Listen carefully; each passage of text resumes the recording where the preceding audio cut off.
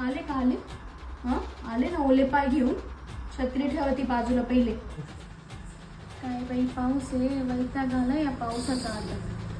जूनमध्ये पाऊस असतो पण मे मध्ये पडायला लागला ना उन्हाळ्यात पाऊस आता. हा हो ऐकलं का? गाडी पार्किंग मध्ये व्यवस्थित लावा, सगळं चिखल चिखल होतं त्या गाडीचा. मम्मी 5 मिनिटं झाली पहा ना. आता कधी वाहतील कपडे? इथंच टाकते घरात जाऊ आता. सारखा पाऊस येतोय जातोय. खूप छान पाऊस चालू. भजी करत गरम गरम.